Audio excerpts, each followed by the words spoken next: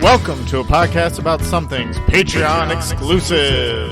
What is you mean? We break down each episode of the final season of HBO's Game of Thrones. I said, baby, I don't hate you, but I hate to see Okay, Season 8, Episode 2, A Night of the Seven Kingdoms. I don't know why they call it that. I think we'll find out, though, pretty soon. Most definitely. This was a good episode. I liked it better than the first episode. I did too, and it started off kind of funny because it was on 420, and when I saw Not it a come up on 420 HBO, celebrator, so I didn't even realize that. Oh, me either. But I was getting on there. That comes in, later. Gotcha. And on HBO, it was Game of Thrones Season 8, Episode 2, and it just said 69.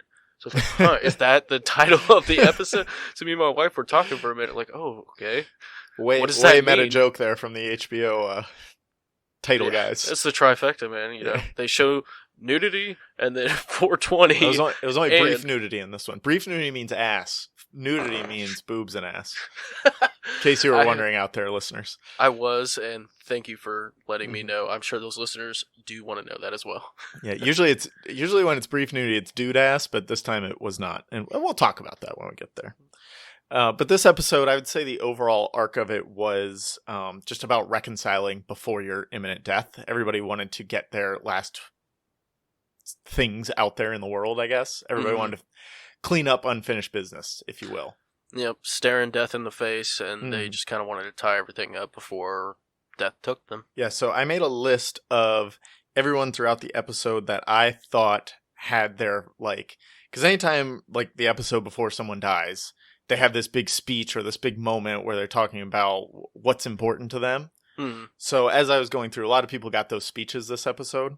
I counted 13 potential pre-death speeches or kind of scenes. That sounds about right. We'll We'll go through them as we work through the episode, but I just wanted to point that out, and then I have thoughts on whether that person will actually die or not.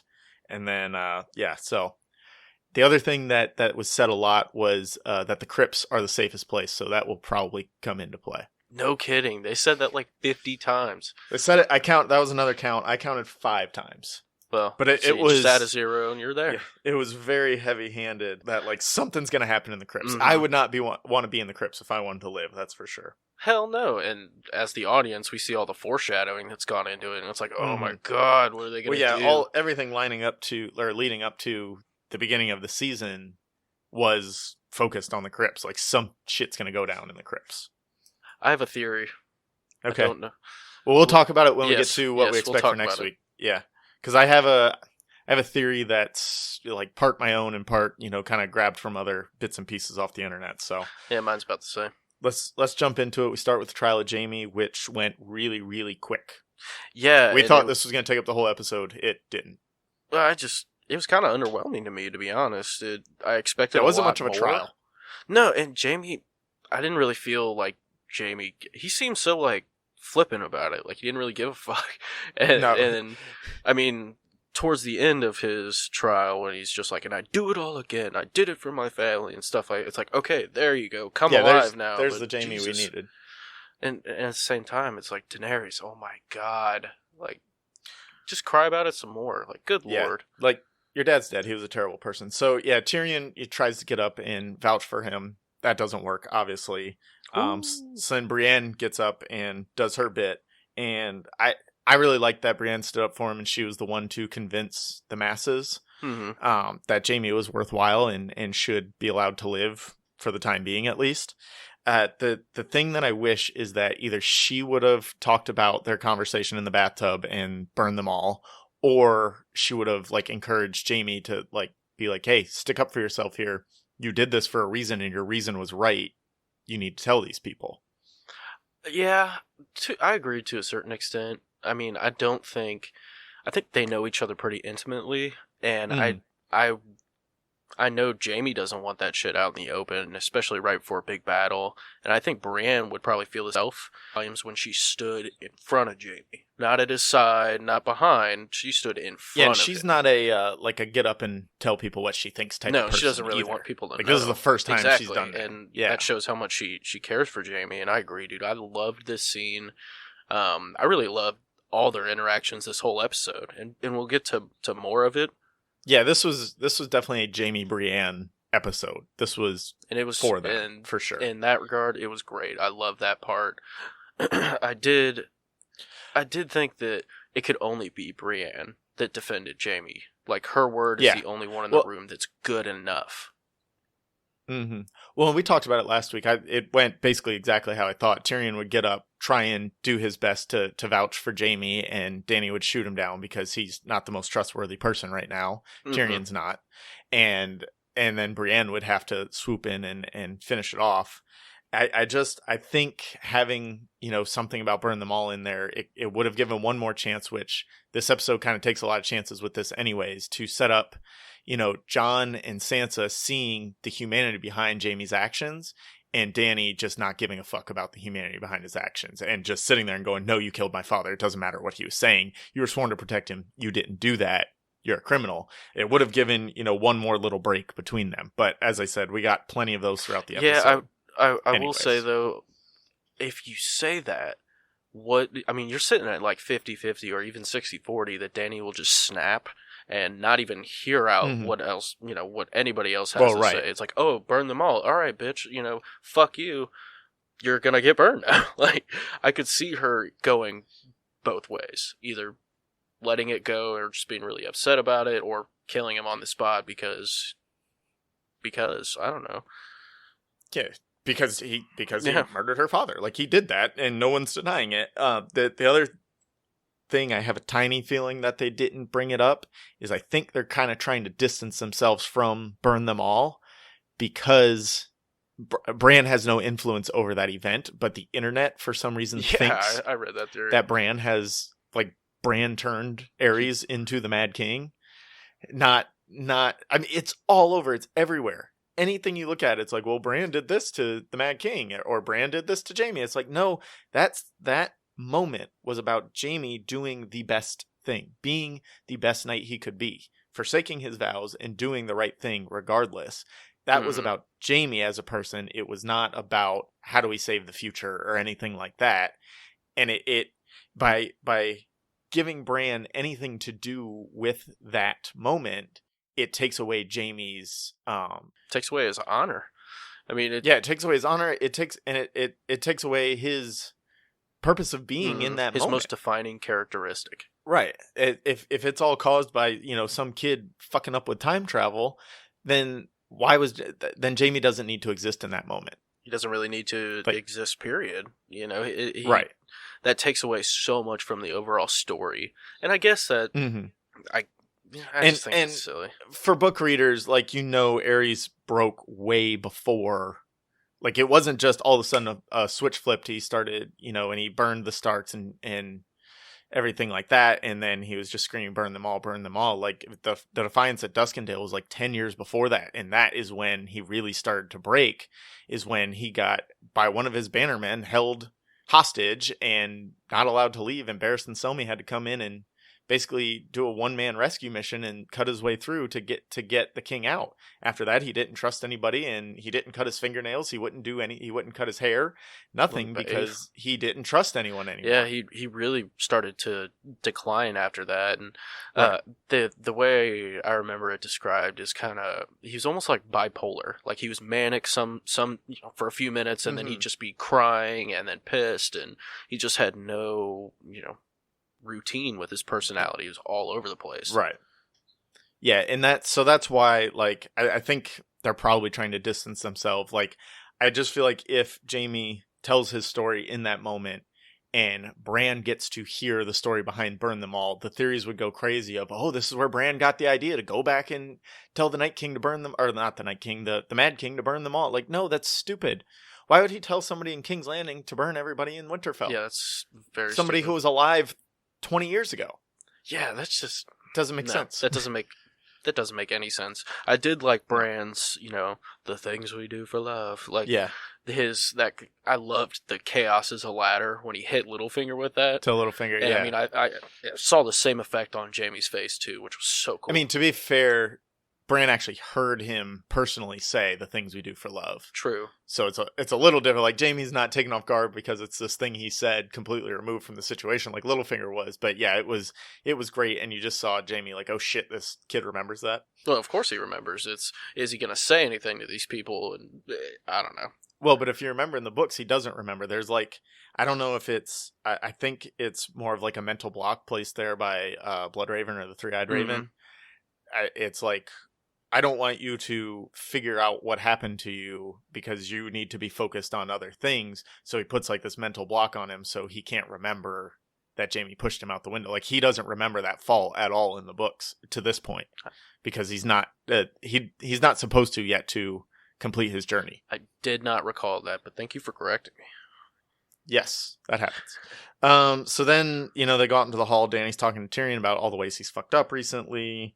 And this is just another thing to add, but like, I really think she should be way more pissed about, bad plan to go get a white and bring him back and lose a dragon. You got losing Casterly Rock and not Dragonstone, the Reach all at the same time. Like, he did a lot worse stuff than trusting Cersei. Oh yeah, man. To bring an army. He royally because screwed up. Honestly, Cersei's got maybe 2,000 men at this point.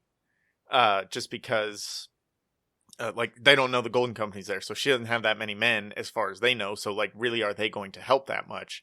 No. Just having Cersei there as a wild card would probably be worse anyway. So, like, I don't know why you're getting so mad at Tyrion for this fuck up and not all the other things he's fucked up about. I think it was just the straw that broke the camel's back. I think she was really embarrassed, honestly, especially with Jaime right in front of her. It's like, ooh, yeah, I mean, that boiled my blood, too. Yeah, and then, we see in this scene, and again, several times throughout, that Dany is very one-track-minded in, I've done everything I can to get the Iron Throne, I'm going to get the Iron Throne. Yep. And, like, she says it, I would think that should have been another count, but I would say she said that, or something to that effect, at least 4 times in this episode. I recall 2 big ones, and that's one of them. And I recall at least 3 off the top of my head. There's this one, there's one with Sansa, and then there's the one with Jon. Yes, okay. So, yep. And I'm sure there was another one thrown in there, because that's basically all she says anytime she talks to anyone. Iron Throne. Want metal chair? Then we get big swords, must have. Pointy stuff, let me sit on this. Then we get Gendry and Arya in the smith shop. Not a whole lot happens here. We get our first safest in the crypts mention here. And Gendry's just terrible at talking about things, apparently. Can't really describe what the Whites and White Walkers are like. They're just like death, bro. They're dead. They're bad. They're real bad. Well, no shit. That's why we're fighting them, Gendry. Thanks. Yeah, duh. Everybody's quaking in their boots, and I think that's kind of what they were trying to portray, and it fell a little flat. It was just like, okay, this big badass dude with a hammer's like, I can't speak, apparently. Okay, let's get some synonyms in here. I mean, yeah, there's not much to say about that conversation except that it leads to something else later on, I guess. And then, Jaime and Bran meet in the Godswood.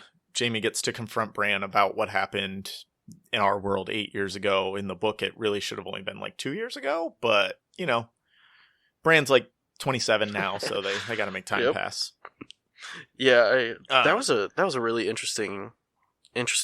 I liked how Bran was basically just like, well, they'd murder you, so I kind of need you. We need fighters. You have a Valyrian steel sword. It's good to have you around. We'll keep you around, but you're on thin ice, Buster. You're on thin ice, guy. His whole, how do you know there is an after, or how do you know there is an afterwards? Right. That really threw me off. I was not expecting Bran to say that, honestly. So I think this is almost a motivational tactic from Bran of like, we have to fight to make sure there's an afterwards, because they know he has some sort of power to see into to see events happen that he wasn't present for. Everybody knows that. They don't really get what he does, but they know he has some ability, right? So I think in his mind, this is a good way to spurn them. If I'm doubtful that there's a tomorrow, that will make everyone fight harder for tomorrow. Yeah, I didn't really like the ambiguity behind it. I think there's going to be a tomorrow. I would hope so. In this world. because we got 4 more episodes to fill. Like, there's got to be something after this battle. So. Otherwise, that'd be really boring TV. Yeah, the only other thing I had on this is Bran had like an actual real conversation. Yeah, that was he said more than like 3 words at a time. He didn't look like he was just staring off into space. His stare was so creepy. Again, that's what happens when you don't wear contacts or glasses. He nailed that. Then we get Jaime and Tyrion in the yard talking about, do the Northerners trust Dany, blah, blah, blah.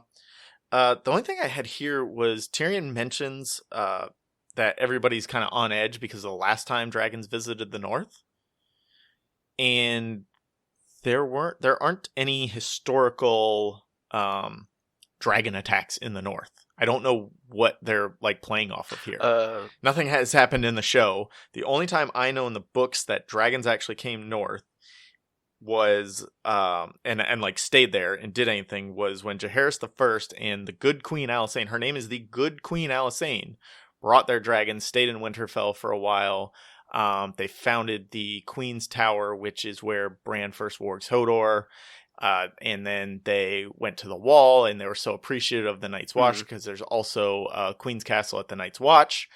And they're so appreciative of the Night's Watch's hospitality that they gave him 50 more leagues as part of the new gift. So, like, the only thing I know about dragons going north is this really super good visit from Jaehaerys the First and good Queen Alysanne that may or may not have left behind a clutch of dragon eggs as well in Winterfell. So, like, I don't know what Tyrion's getting at here. I think I might. Okay. If I remember right, I think it was Aegon the Conqueror. Never made it north. I don't know. It was a Targaryen with his 2 sisters. And they came up north, and that was the last king in the north. He had to bend the knee. That was Aegon the Conqueror, but they never actually made it past the neck. I think it was Torrhen Stark was the last king of the north. Because he was the king who knelt is what they called Torrhen Stark. He marched down to the neck to meet with Aegon and basically kneel. So the dragons never actually made it north. There was never an attack on Winterfell, anything like that. So it's weird that they're throwing that in there, that they just made up history that doesn't exist. Well, he said last time they came north, correct? I guess. Yeah. I mean, there's a little ambiguity behind that too. I didn't like it. As someone who's like to. studied the history more than I've studied our own world's history and know more about the history of A Song of Ice and Fire than I know about our own world's history, it just rubbed me the wrong way. It was I don't know. That was a weird conversation, honestly, when he's talking about, he admits he was outwitted by Cersei. Mm-hmm. And they both do, yeah. Maybe I'll march down to King's Landing and tear her apart. Yeah, so that was foreshadowing. Yeah, that was Tyrion. That was the first, like, kind of death speech we get a little bit. Tyrion, brings back his story of, I want to die in the arms of the woman I love, or with a glass of wine and a mouth around my cock. Not a cock around my mouth. So that's the second time he said that. And so that was the first, like, okay, is he going to die? And then he's like, I kind of want to die so I can march down there and so I can rise and march down and, choke her, basically. And kill that bitch. Yeah, that kind of gives a little credence to Tyrion as the Valonqar, because he's talking about choking her, and the Valonqar prophecy says, cold white hands around your throat or whatever. So, like, cold white hands, boom, yeah. Right there. He's gonna be a white.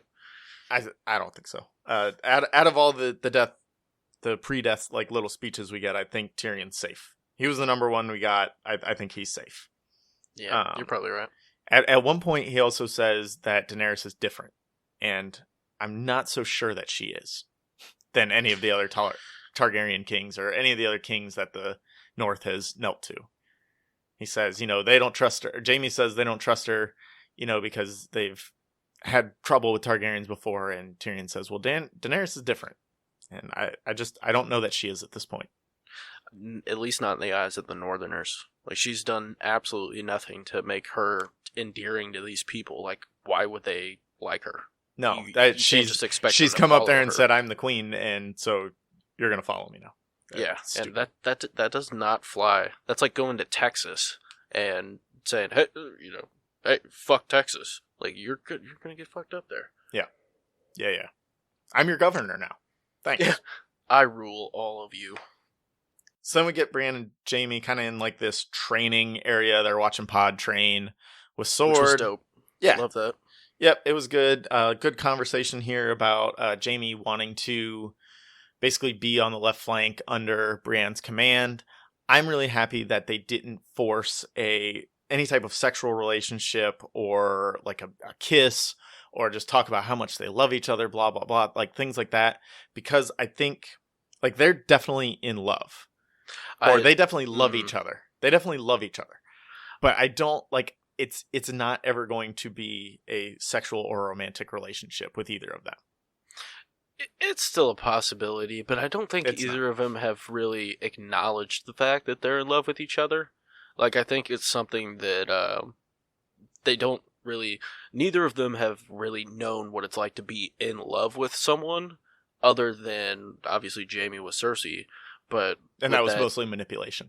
Exactly. I don't think that's genuine love, especially as, you know, you're biologically related, you grew up together, like, you're biased, dude. Mm-hmm. But I think he does not know what he's feeling exactly. But I think they're definitely in love. Oh yeah, the scene was great between them. Yeah, exactly. Like volunteering to be on her. I'd be honored to like fight under her on command. Yeah. Not, I'd love to fight by your side. I'd be honored to fight. Or I'm gonna fight with you. Like I'll help you. You know, I'll help you through it. Don't worry about it. You got a big strong man to help you now. It wasn't that. It was like you're the captain. I will listen to you. I'm here to fight for you and with you. Back to their relationship, just one last note on it. I see a mirror to Brienne in Galahad from the Arthurian tales. Basically, he is the one who was able to possess the Holy Grail, and he was only able to possess the Holy Grail because he was a pure and true knight and virtuous and a virgin as well. So I think Brienne is the Galahad of this story, if there is one. There's obviously no Holy Grail to go after, but if there were, she would be the one that would be able to obtain it because she is the truest and most virtuous knight there is, despite not being a knight. And that's kind of the same thing with Galahad, is he's not even close to like one of the main characters of Arthurian legend, but he's the one that gets the Holy Grail because he's the best. That's interesting that the best you mentioned person. That, because I talked about Jon stabbing Dany in the heart and bringing out Lightbringer. What if it's Brienne stabbing Jaime in the heart and bringing out Lightbringer? And that could happen, but Jaime would somehow have to kill Cersei first. It's very unlikely. Well, what if Jaime's dead and Arya takes his place? I had a half theory of somehow they reforge ice with Gendry's help, obviously, because he knows how to work Valyrian steel. They reforge ice from their two swords, and that has to be tempered through someone's heart somehow and becomes Lightbringer, because they have the Brienne and Jaime have the two pieces of ice. So I think they might find a way to reforge that. But that honestly, reforging a sword and stabbing someone through a heart for this, in the show's world, little known prophecy, that is a lot of steps to take in this one episode of a show. Yeah, but the way they're moving, it's entirely possible. Like they're zooming. I mean, it could happen, but that was like a half-baked theory I have. I haven't thought too much on it, but I would like to see ice reformed, if not as Lightbringer, just like after the fact. Everything's done. They have the two swords. Jaime and Brienne both dead. Let's put this sword back together and get the Starks what they deserve. That'd be super cool. Or at least if afterward they lay it in Ned Stark's crypt where it belongs. Mm-hmm.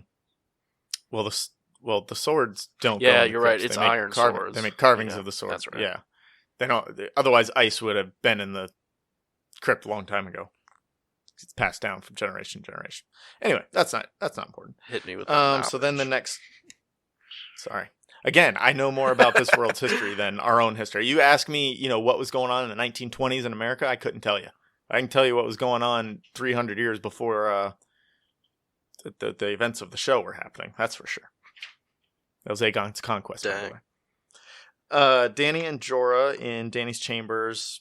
Not a lot going on here. Jorah just sticking up for Tyrion, which, I mean, they talk about how smart Tyrion is, but Tyrion has made a lot of bad choices for like the last 2 seasons completely. He's like not every doing decision he made has been wrong in a little bit of a way. So yeah, I don't know where they keep getting this idea that he's still so smart. Not even just wrong, but completely outwitted. He Mhm. looks like he's a novice playing a master chess player. He's completely And unmatched. against the competition. That's kind of piss poor, bud. And the people he's around now that are saying this about him, Danny and Jorah and Sandy, like, they haven't seen any of the good decisions he made in the beginning of the show. So I don't know what they're going off of for, like, oh yeah, he knows what he's doing. Probably Varys or So. whatever he says about himself. Yeah, that could be. Varys was there. And then Sansa and then Danny goes to Sansa, maybe on Jorah's request. That Jorah asked for a favor at the end. That was really weird, and it left hanging. And then it flashes to Sansa's chambers. So I don't know if that was what Jorah asked for. If he asked for something else that we won't find out till later, I don't know. That was confusing. I think he asked her to go, just kind of ease the tension between Just bury the hatchet. Northerners. Well, he is of the North, so he probably sees into their purview a little bit because he's from the North. His house is a Northern house. He probably knows what the Starks are trying to get at, so that makes sense. So they go there, and this is where I told you I had some breakdown on some outfits. This is it. We won't take 12 minutes on it, but this is all I have. Sansa's, I called them costumes because I meant like the actresses' costumes. The costuming for Sansa this season is very closely mirrored to Cersei of like the last 2 seasons. With the all black, almost armor looking, she's got these big like circle chains around her neck and things. I really think they're trying to mirror Sansa and Cersei, that these are the only 2 actually playing the Game of Thrones right now, while everyone else is worried about the Night King and the Army of the Dead. Like they're the ones worried about what happens afterwards and how are we going to play this. Sansa's worried about how are we going to beat Cersei and trying to think ahead of Cersei, and Cersei's thinking like, well, how are we going to beat them once the Army of the Dead? I think they're very similar people. Sansa learned everything she knows about the game from Cersei. Well, most, she kind of got her introduction. Yeah. She learned. She got a lot of Littlefinger. Yeah, but her initial education, shall we say, was Cersei, most definitely. Mm-hmm. And I think Sansa really admires Cersei to a certain degree. Oh yeah, she admires the tactfulness isn't the right word, the tactics of Cersei and how she gets what she wants, and that she is playing a game that nobody else is playing. They're just not very good. And Sansa learned that from her without, that Cersei is constantly making herself worse and worse situations, but Sansa is picking up the good things from that, the planning and the sassiness. Yeah, definitely sassiness. And then, Dany goes into, Sansa says that it's very easy for women to manipulate men, and she thinks Dany is manipulating Jon, or she's worried that Dany is manipulating Jon, and Dany kind of says that Jon manipulated her into joining his war. I don't really see it like that. Like, Jon didn't manipulate you, like, you saved him because they were all about to die. You brought your dragon and saved him. You saw what they were up against, and you chose to fight that battle instead of fighting for the Iron Throne. You could have chosen. He didn't say, we need you. You said, I see what's going on. I will help you. And I think it softened the blow when she said, well, I love your brother. I love Jon. I trust him. And it's like, Well, not so why did you even put the manipulation part? Yeah, man. That's, right, yeah. That's over. Why talk about manipulation if you're just going to add, like, nobody was manipulated, like, but if you're looking from an outsider's point of view, he manipulated me, not I manipulated, like, you're talking semantics here, and it's just stupid and pointless. And then she talks about how she came to fight Jon's war, but, like, it's not Jon's war, and this is the decision you made because you realized it's everyone's war. If you don't fight, everyone dies. You included, so... You can't sit on a throne if there's no people to rule. Yeah, you can rule over fire and ash, and that's about it. Mm-hmm. Charred bones and ash. That's what's going to happen, Dany. It's coming for you. Sucker. Dany's really patronizing to Sansa throughout this whole conversation. And she talks about, I'm trying to fight against the people who destroyed my family, the people who destroyed your family, saying that to Sansa. But, like, the Baratheons destroyed her family, and the Lannisters destroyed the Starks, so it's not the same people. No, it's Robert won Robert's rebellion. The Lannisters helped, and and Jaime killed her father, but, like, it was mostly Robert Baratheon that did the heavy lifting, and the Starks that did the heavy lifting in Robert's rebellion. Yeah, it's kind of odd. Like, it's almost like they're talking about past generations bullshit. The blood which feuds. A lot of last season was, like, very heavy on I'm not my father. you're not your father. And now it's all of a sudden turned into, well, my father did this, your father did this. Like, you put all that shit behind you last season, and now you're bringing it back because it doesn't suit you anymore? Pretty much. Actually, to be fair, like, that's Danny. Yeah. That's exactly Danny's character. So, then they get her updread. Theon's back. Dude, woohoo! I loved this scene. Loved it. You did? Yeah, man. I could not care less that Theon is there. I thought it was great. Just because he's back around. Yes. He's where he needs to be to fulfill his destiny, which is dying in honor of the Starks, basically. Which, it's like, finally, dude. Good God. I feel like they've been taking forever with Theon's character. I was getting sick of waiting. Well, yeah, after the stuff with Ramsay was done, and even in the middle of the stuff with Ramsay was going on, it was like they lost what he needed to be. And they lost all this Ghost of Winterfell stuff where he's sneaking around the castle at nights and maybe or maybe not committing murders.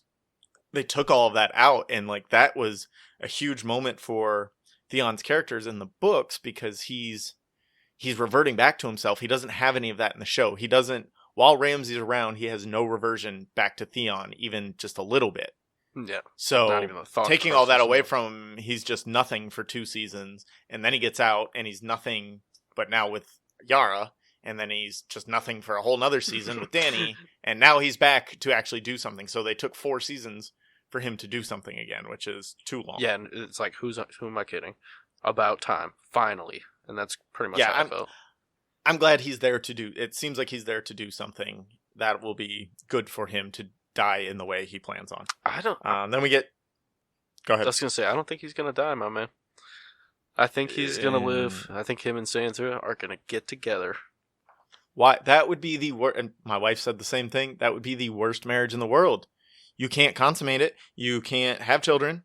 Why would you do that? The Iron Islands are nothing compared to the Starks in terms of family names.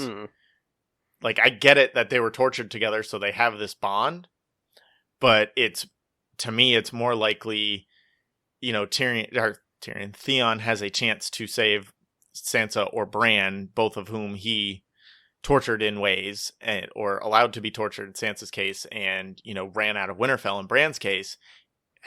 Dying for one of them more serves his purpose than living and marrying Sansa. Yeah. And then doing nothing for the rest of it. You can't have an heir at that point. Most definitely, but I don't think there's going to be other Starks. There's going to be other heirs. I think Arya and Gendry, if either of them, if they survive, there's that. But I don't honestly think Sansa really cares for sex. Like, her one experience has been terrible. I'm pretty sure she had more than one experience there. What's that? I don't think she got abused one time. Oh, with yeah. So, I mean, the entirety of her sexual history is rape, basically. And that's true. That's terrible. That sucks. I wouldn't want to have sex after that. Like, that'd be awful. Well, and this is kind of why Rickon needed to survive, because Rickon should be the future of the House Stark. Like, he serves no purpose other than to be the one that survives. So that to be the pack that survives. Mm-hmm. Because Jon's not Stark, Rob's dead, Sansa may or may not make it out, and if she does, pointing to what you said, like, she has all this baggage along with it now. Bran is the Three-Eyed Raven, not coming out of that anytime soon. I don't think Arya is making it out, and so that there's just no Starks left. We'll talk about Arya in a minute. I'm sorry. It's not looking good for him, man. Dude. We get to Davos and Gilly. At the soup kitchen, helping out the homeless people. That cute little girl. We get a pre-death moment for Davos here. I think. He said he's not a fighter in the last 2 episodes, probably 6 times. Yeah. So he's gonna go down swinging, but it's not gonna be pretty for Davos. I think he gets this chance to say his piece to a stand-in for Shireen in this scene. Because he didn't get a chance to be there to protect Shireen. So I think he can go down protecting this girl.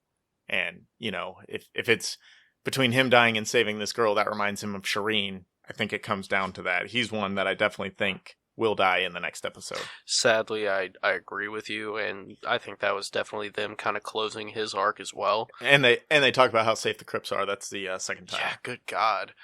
Like, they hammered that point home. And I think it's a lot of... calling back to what we've been talking about this, I think it's a lot of characters getting rid of their guilt, Yes. and so they can die without a guilty conscience, and I think that was Right. part of it. Even Jamie to an extent, I don't think either of us think Jamie's going to die in this next episode because he has more unfinished business with Cersei, but he even has that conversation with Bran that allows him to kind of lift the weight off his shoulders of it. Of like, okay, it's cool, we can move past, I'm not that man anymore, we can move past this now. Mm-hmm. Yeah, I agree. So then we get to the battle plan. Finally planning. Like, they've had, a month or whatever, and now's the time to plan, right? They could be there in a minute. Let's plan it out. Yeah, let's play Risk. Let's do it. So at this moment, why isn't the plan fly the 2 dragons up in the air and breathe fire at all the whites? Boom, they're done. Why is that not the plan? Well, they're all focused. I agree with you there, but why is that not the plan? Because they just get hammered, bro. The Night King would Who hammer. would get hammered? Daenerys The Night and King's Jon going Snow. after Bran. He's going after Bran. He don't give a shit. But even you just blow the fire. You don't even have to get close to him. You just blow fire at him. I think this plan would work. You guys gotta get the dragons in there. There's just not And enough firepower. There's going to be So too that many was- whites. I'll give you that. My initial thought was that, and then when I rewatched it earlier, I noticed that somebody mentioned, like, why aren't we sending the dragons? Or like, we need to lead with the dragons. And John says, like, we need to keep the dragons close to Bran. I think that's the best to move. fight the oncoming assault. Like, we need to keep them far enough away so that the Night King doesn't see us, but close enough to save Bran in the case that the 6 Ironborn protecting him can't quite do the job, which, spoiler alert, Ironborn are not going to get the job done. No, they're not the greatest on land. But I think the real reason they keep the dragons by Bran is an escape route. Because if Jon and Daenerys are by the dragons, They can get Bran out of exactly. there. Yeah. You have the 3 most important people right now, I think, with the... Yeah. and you can get them out of there. They can live to fight another day. Well, and we got the Night King's motivation. I wasn't extremely happy about it, but we got something which is better than nothing. And it's just that basically he wants to cover the world in winter, destroy all life. Okay, cool. And to do that, he has to kill Bran or whoever the existing 3-eyed raven is, which at this time is Bran, because they hold the memories of the world, which probably include how to defeat the White Walkers and push them back into the lands of always winter. So his focus is going to be getting to Bran. It was simple, which I liked, but all those Redditors out there with these crazy theories of what his deal is died inside a little bit. I thought that was great. It's just like, this is his goal. There you go. I think it'll still be built out a little more in the books because they have room to do that. Well, I mean, like I think it will come down to a struggle between the 3-eyed raven and the White Walkers. Like that is what's at the core of everything. But I think the struggle will be deeper than just like they want to kill each other. Yeah, they have to. Yeah. Again, another mention of the crypts being safe. And then we got Theon and like 6 Ironborn to protect Bran. I really don't think that's going to be enough. No. Even though I will say Theon was known as the greatest archer in Westeros for a time being. That's true. Well, he knew himself as that. I don't know how many other people said he was. I'd say quite a few because No, he was good. Like I'm not trying to take that away from him. He was good, but he talked about it more than anybody else did. Well, of course, he talked about his dick a lot too. But that's a whole nother story. That's he gone. Could slang it. Yeah. No, that's gone. He's really only got one thing left. But he's missing some fingers. I don't know how good of an archer you can be with missing fingers. Might be tough. Just a wee bit. Yeah. And then this is not Tyrion. I keep calling him Tyrion. This is Theon's kind of like pre-death moment. He, gets to tell Bran that give me the chance to protect you. Basically, that's going to be kind of his dying wish. So I think he goes out protecting Bran. That'd be cool. I'd be okay with that. And then we get a scene with Bran and Tyrion by the campfire. I think here, it flashes away so quick, but I think Bran told him everything. I think Bran told Tyrion what's going on with Jon and kind of all the other stuff they've seen. That none of that really matters, though. Yeah, I'm glad they kind of skipped that, and I agree with you. Mm-hmm. I think they did discuss that. because Tyrion's probably one of the few people who would actually sit through the entirety of the conversation and take something from it, which Bran would know. But we don't need to hear that all over again. So that's just exposition. No, we don't need to hear it. And right, and then he can later say, Bran told me this before the battle, and it's a chance for Tyrion now to turn on Dany as well if things go south between Tyrion and Jon, or not Tyrion and Jon, Dany and Jon. Yeah. So, and then we get a scene with Grey Worm and with Sandy. This is 100%. They're booking the tickets to Noth. Yeah. Grey Worm is gonna bite it. Like, there's no question about it. Grey Worm is out. Miss Sandy's gonna bite it. You think Miss Sandy? Yes, because how he talks about he'll be the defender of their people. I think that's what I think he'll survive. He won't be able to defend her. He'll be able to defend their people, though. I think he'll survive and then go to Narth as like a last respect. But Ghost. So again, this goes back. Well, we're not there yet, man. We're not there. Mobby. Ghost is next. We'll get there.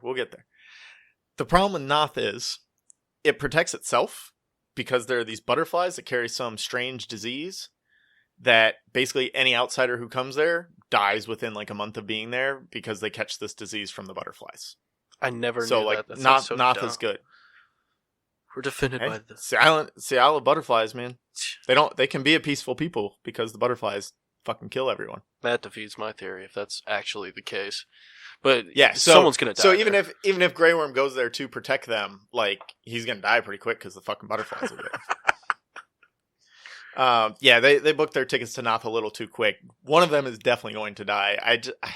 I think if Dany survives and there is this break between Dany and Jon and they have to go up against each other, Dany is going to need advisors. And Missandei is an actual advisor. Grey Worm is not. Mm-hmm. And, Jorah might get lost. Tyrion might get lost or switch sides. Like, she needs people around her that she can trust as actual advisors, not just soldiers. Like, she has 1 million soldiers. She doesn't need more soldiers. She needs people who will be actually helpful. With she needs sound advice. People that have some experience. Which when she was taking advice from Missandei and Barristan Selmy, she was doing a lot better than Tyrion and Jorah. So most definitely. Let's get back to... Okay, now, Jon and Sam on the battlements. Go for it. Ghost! Motherfucking Ghost for like 2 seconds, but... Just so he can come in and die next episode. I'm gonna be fucking pissed, but I love Ghost. Ghost is my dude. I think it was great to have him there, because I'd love to see Ghost fight at Jon's side like he should be. Yeah. Always. Yeah. And just this subtle little... So have you told her yet? It was just a conversation that needed to happen, and I think Jon wouldn't have told her without that nudge. Had Sam not been talking about it. We get another Gillian, little Sam will be safe in the crypt, so that's 3 there. So this was something that I noticed, and it might have just been how they're working the puppets and, all that, but when Dolorous Edd comes up the stairs, Ghost is actually looking down the stairs first, and then Jon turns and sees. So to me, it was, this is their Jon and Ghost connection, is Ghost saw the person. So that's what made Jon look, not that he heard him or, knew somebody was coming. Like, Ghost helped him know he was coming. That's how I like to look at it. Yeah. Yeah. That's how I like to look at it. And that's how I'm going to look at it. I don't know that the writers put that much work into it. I'm game. But I George would, choose to believe that. George. Oh, absolutely. Absolutely.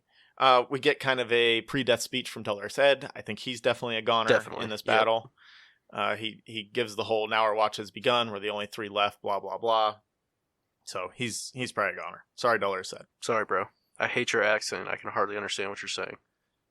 Yeah, we get Tyrion and Jaime by the campfire now. Then Brienne and Pod and Tormund come in. We get a great story from Tormund. But at the same time, this might be his pre-death speech as well. I think so. How he became so strong, like that leads to him falling in battle. Really. I think he's going to get crushed by a giant. Like, I think they're going to be... One's going to take him out? That'd be sad. That would be sad, because they were buddies. But I guess it wasn't 1-1. 1-1 died south of the wall. Yeah, I don't think he's with them. Did he? I thought he was still He died at the Battle of the Bastards. Remember, he broke through the door and got shot with a bunch of fucking arrows. He fell in front of Jon. He got the one in the eye from Ramsay. But right. He didn't make his way over the wall after that. Yeah. But there are giants in the army of the dead. It would be funny, and I really hope they don't do it because it would like break. It would break too much. But it would be funny if like Tormund gets killed by the giant he killed to bone his wife. That would be pretty funny. But like you would have to break character. Like they would have to stop in the middle of this giant beating the hell out of Tormund for Tormund to go, "Hey, I know you. I fucked your wife." Like that would be too much in the middle of a serious battle. And then boom, crushed. Yeah. I will say, what the fuck was he drinking? It is like fermented milk. That's what they drink That's what north of the wall. That's what I thought it was. Fermented goat's milk. Yeah, it's something like that. Mance Rayder tries to give it to Jon quite a few times in the books, and Jon does not like it. He's like, "I'm good, bud. It smells like shit.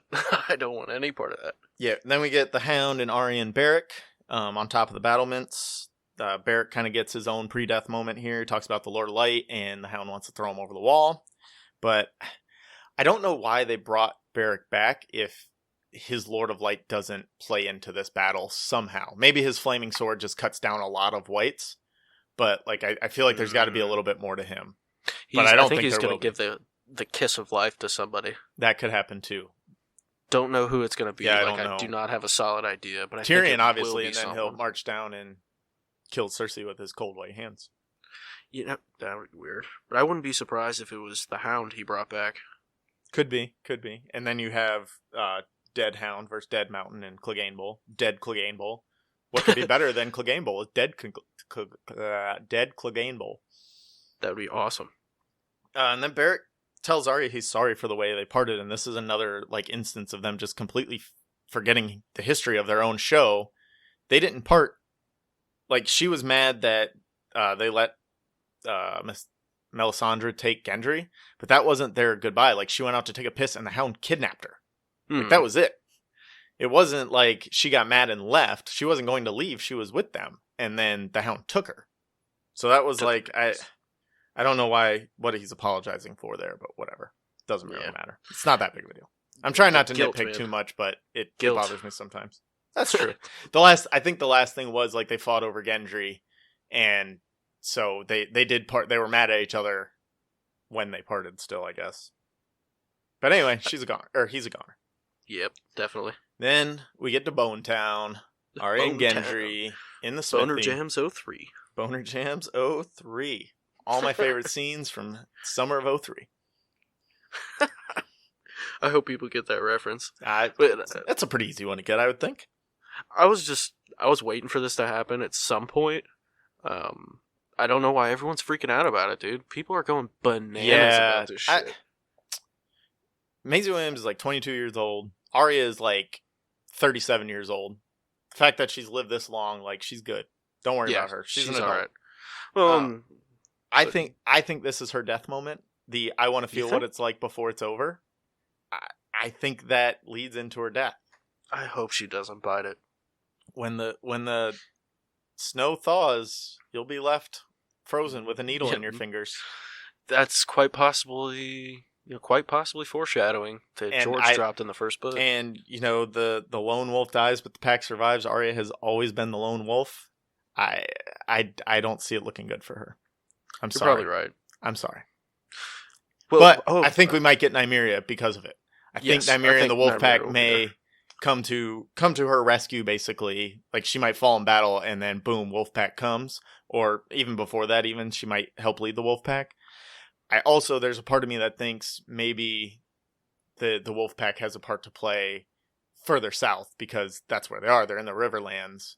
When they have to take the fight to the Golden Company, that might be where the Wolfpack comes in. I think someone's But the Wolfpack should show back up. Yeah, definitely.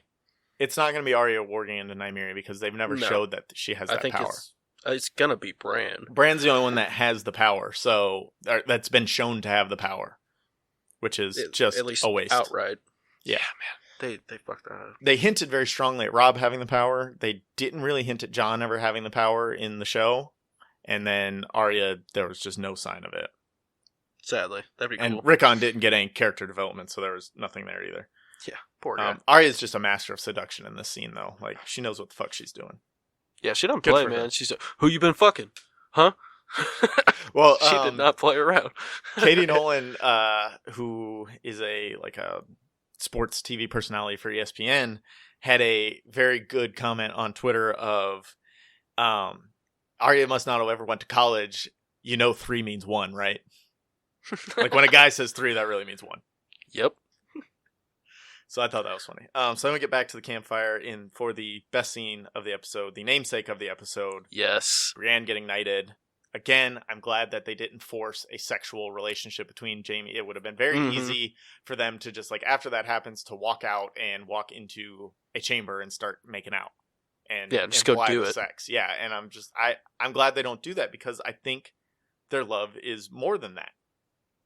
It's love. It's genuine love. It's not infatuation. It's not of the carnal nature. It's love.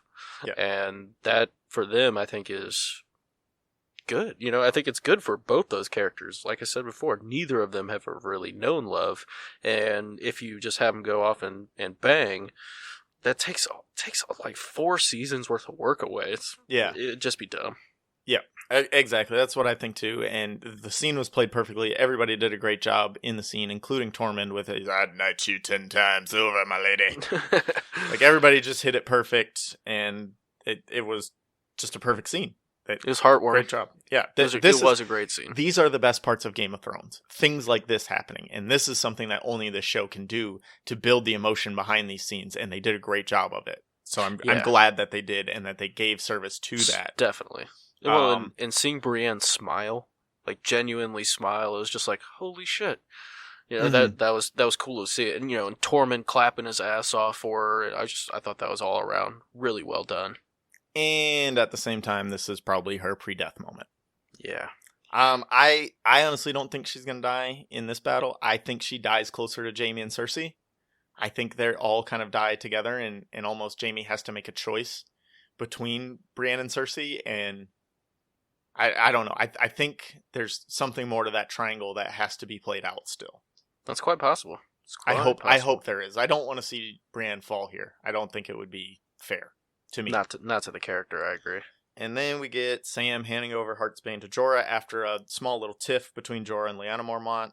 Lyanna gets her final big speech. I think she's a goner in the next episode. I think she'll probably get one more speech in there, but I don't think she's making it through episode 3. She tells, again, safest place is the crypts. She tells Jorah, "I will fight." That means I will die. I will die. She's going to give a stern talking to a White Walker. And he's going exactly. Right in half. That I would like to see that. That would be very good. Like, if she just be like, "No, we were here first. We are of the North. You are not of the North. You must go," and just bam, cuts her right in half. I don't think that's going to happen. Oh my god. That was funny as shit, man. I'm sorry. And then Jorah gets his death moment right after that.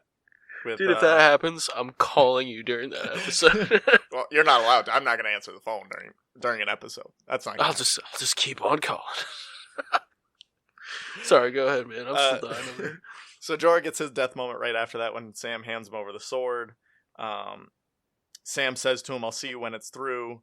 And then I hope we win. Like that, Jorah's going to die in this battle also. Yes, he's probably going to die. I honestly think he'll die, like, not off screen, honestly. I don't think Jorah is going to be a super big focus when he dies. He'll get an on-screen death. I think all the people that we've named will get an on-screen death. Maybe Dullar's Ed might be the only one that doesn't get an on-screen death. Because I was showing my wife the list, and she goes, "Now, who's Ed?" I said, "He's the dude from the Night's Watch. Like, he's the only other Night's Watch person still around." And she's like, "Oh, yeah, I don't even remember him." He's the Lord Commander. I guess. I mean, he still is. I don't think Jon ever took that title back. No, he did not. And then we get campfire number 3. Pod sings Jenny's song, which is sadly Podrick's death moment. He gets his time to shine there for a couple minutes. I don't think voice. Yeah, oh yeah. Pod's not making it out of next episode either, though.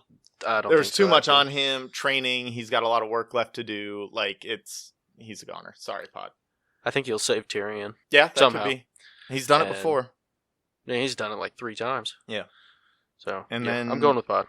Saving Tyrion. Yeah, and then we get into the crypts. Got Dany and Jon. Jon tells Dany, heavy shit. "What's up?" And Dany's reaction, honestly, it's not a good reaction, but it's exactly what I expected from her. Definitely. When it started playing out, it's like, really? She mentioned the Iron Throne again. She had half a moment of hesitation, and then she was like, well, that means you have a claim to the throne.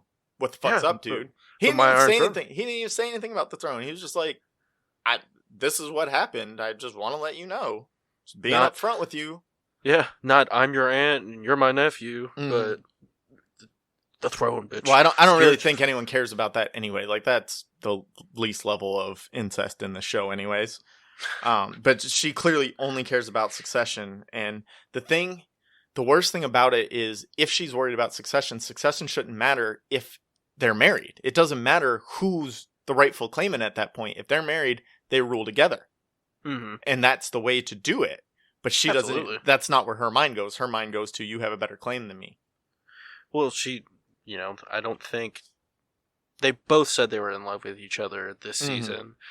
I just don't think Dany's accepted that. Like, I fully think Dany is waiting for Jon to die, to be killed somehow, some way. Like, I think that's a genuine fear her character has in the back of her mind. And I think this is almost her way of kind of bracing herself. You are she's finding very optimistic for Daenerys. Well, I think she's finding some reason to be pissed at Jon or to have some kind of... Like you said, you thought they were going to grow apart.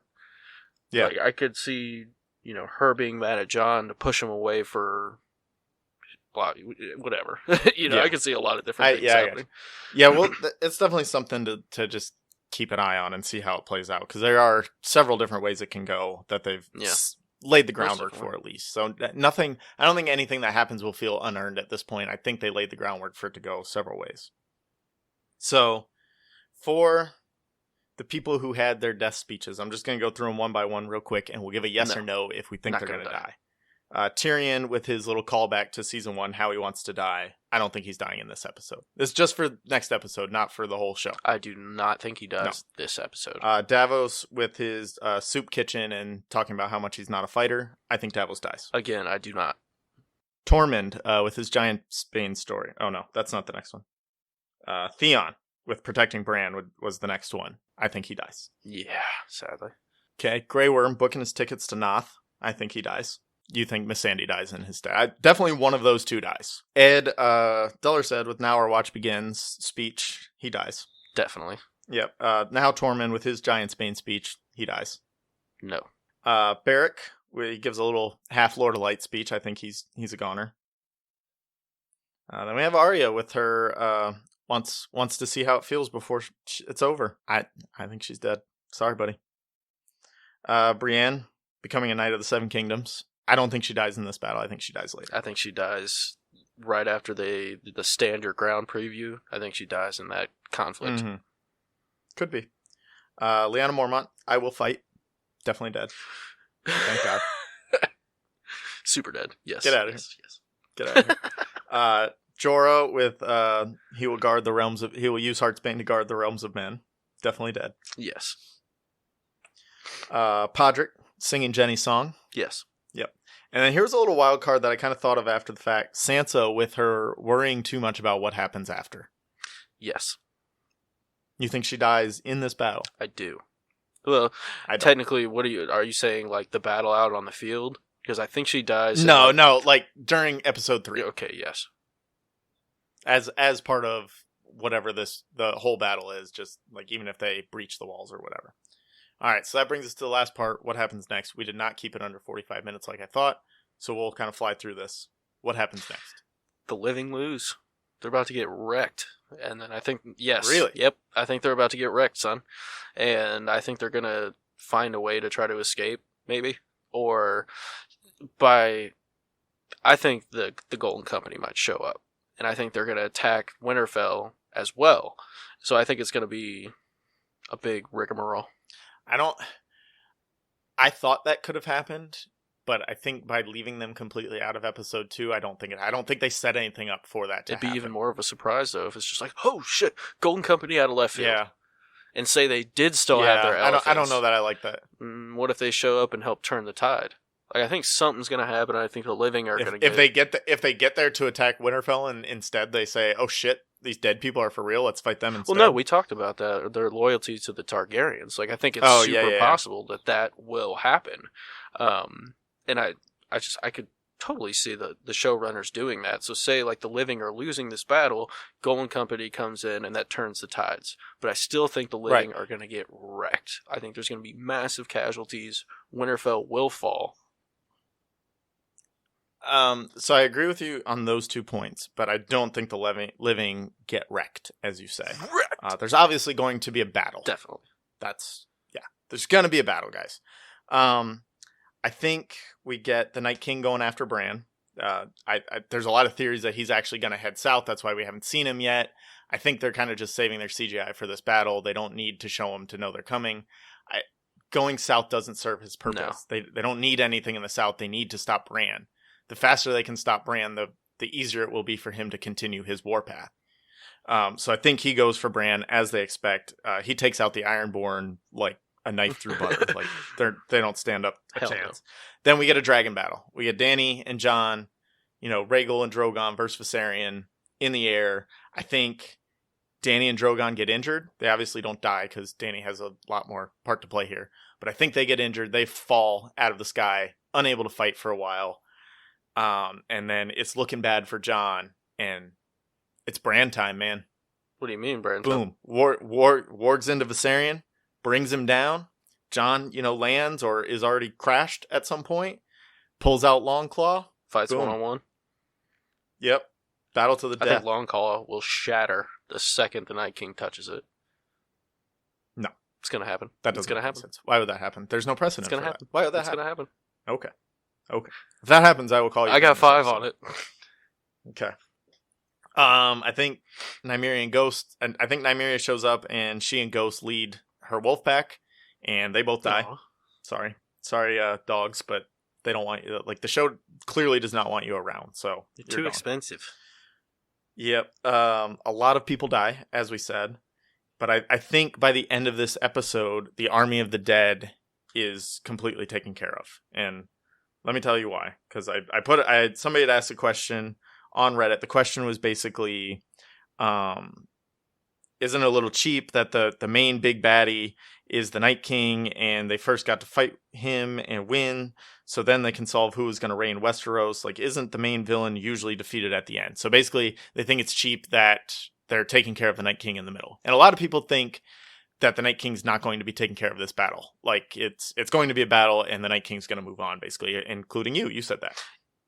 So my response was that that's the point of the show, is that the Night King isn't actually the main villain. Yep. The main villain is each other. If they can't figure out how to really work together, then none of it matters, and the Night King wins. But if they can put aside their petty differences, and they can win the battle for the living, and then they can find what's important. What's important is not winning, but it's what they do after they win. What happens to the world after they win? Do they continue to work together, or do they go back to their petty squabbles and don't learn from their own history? And then another, big bad comes at a different time. Like they're not ready for that. No, now. Definitely not. So they need to be able to, afterwards, they need to be able to live in relative harmony. And the thing that throws a wrench into that plan is Cersei. Fucking Cersei. And a little bit Dany. Well, I think the real enemy, like you say, is the Game of Thrones. It's this fucking game they play. It's the idea of the Game of Thrones. Like, the Game of Thrones can't exist if you're going to live in peace, win the battle for the Dawn. Like, yeah.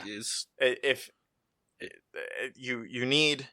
So I said, the people in this battle have to set an example for it. It's not just about them, it's about the future. They have to set an example. There are certain characters who are set up to set that example, such as Jon and Sam and Jorah and Jaime and Tyrion a little bit and Brienne. They know that it's not just about them and them living, it's about what that means for the world afterwards. And then there's other characters who don't seem to get that. Dany, Cersei, Sansa, Tyrion a little bit again, and Euron. They don't give a shit. They just want power. They don't care what it means for everybody else. They want the power. They want the world. The title. They want to be king. Like, right. They want to rule. They want to be in charge. Right.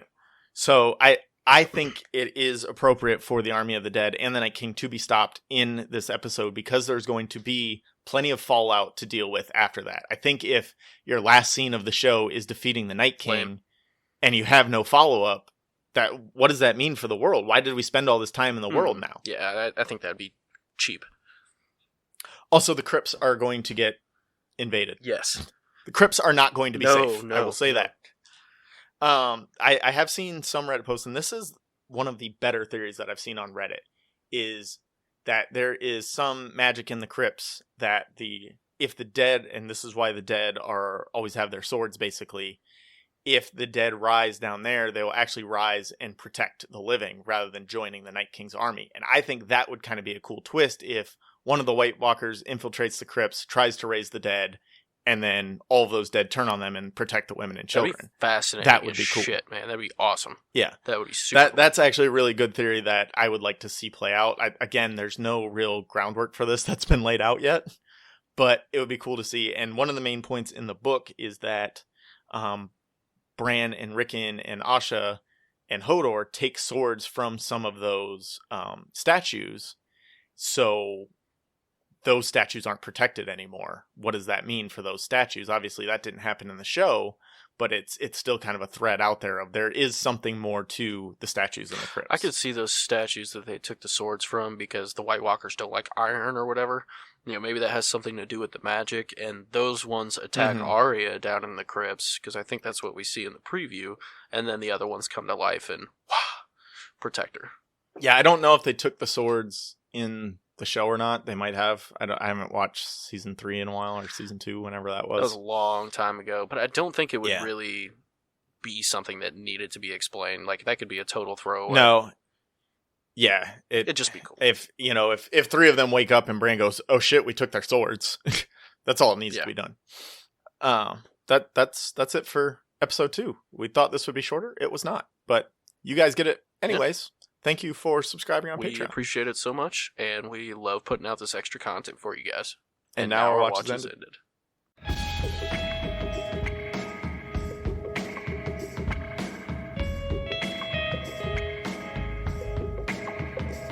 The Bible says, man without vision shall surely